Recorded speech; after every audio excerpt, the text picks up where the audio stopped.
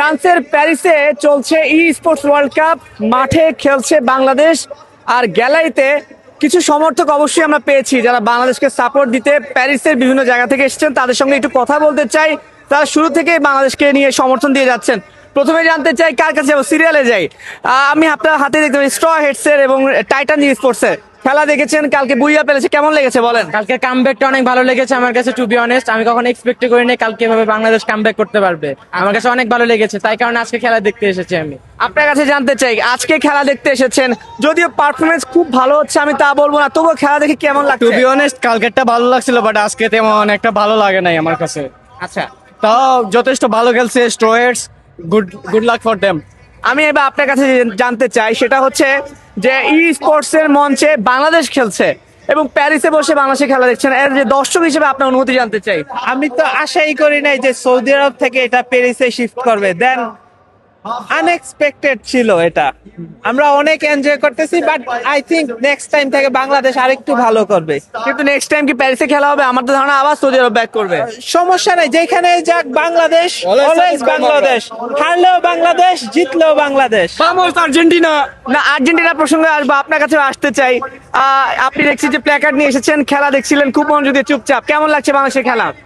খেলাটা অবশ্য ভালো লাগতেছে, বিশেষ করে গতকালকের খেলা। প্রথম দিনের পরে গতকালকে পারফরমেন্স অনেক ভালো ছিল, অ্যান্ড বিশ্বমঞ্চে বাংলাদেশ তারা রিপ্রেজেন্ট করতেছে, এটা অনেক আনন্দের বিষয় আমাদের। কিন্তু দুর্ভাগ্যবশত আমাদের আজকের পারফরমেন্সটা অনেক খারাপ হচ্ছে। তার কারণে আমি বাংলাদেশ দর্শকদের বলবো যে তারা এত দূরে আসতে পারছে, যেহেতু আগামীতে হবে ইনশাল্লাহ, কিন্তু তাদের নিয়ে যাতে আমরা খারাপ মন্তব্য না করি, কোন রকম ট্রোল না করি। না, এক্ষেত্রে আমি একটা ইনফরমেশন দিয়ে রাখতে চাই। গত বছর স্পোর্টস ওয়ার্ল্ড কাপ আমি কভার করেছিলাম, আমার কাছে মনে হচ্ছে যে গতবার তুলনায় এবার বাংলাদেশের পারফরমেন্স আরো ভালো। আপনার কাছে জানতে চাই কেমন লাগছে, কত দূর থেকে খেলা দেখতে এসেছেন? আমার বাসা আপাতত এখানের বাস্তিল আমার বাসা। সেখান থেকে আমি আসছি, ভালোই লাগছে আমার খেলা দেখতে। কতক্ষণ লেগেছে আপনার বাসা থেকে এখানে আসতে? আসতে আমার 40 মিনিট লেগেছে আপাতত। আচ্ছা, মানে 40 মিনিটের পথ পাড়ি দিয়ে আপনি এসেছেন খেলা দেখতে, তাই তো?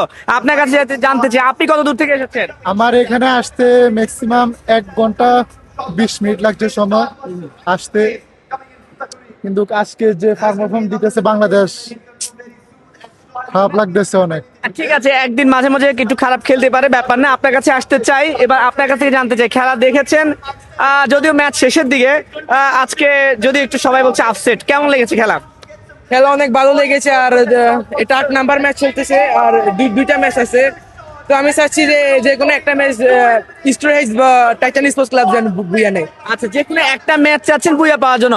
সবাইকে আবার একসাথে ডাকতে চাই, একটু বিশ্বকাপে চলে যেতে চাই। আজকে হচ্ছে 17 তারিখ, 20 তারিখে ওয়ার্ল্ড কাপ।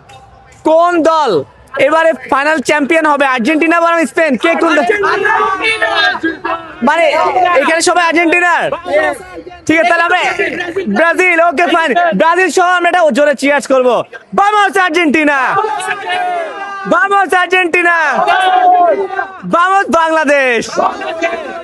ওকে, এটার মানে কি ছিল? বাংলাদেশে গিয়ে চলো, আমরা তোমাদের সাথে আছি। ইনশাল্লাহ একদিন বাংলাদেশ যেমন ই স্পোর্টস ওয়ার্ল্ড কাপ খেলছে, আমরা চাই ফিফা ওয়ার্ল্ড কাপে বাংলাদেশ খেলবে।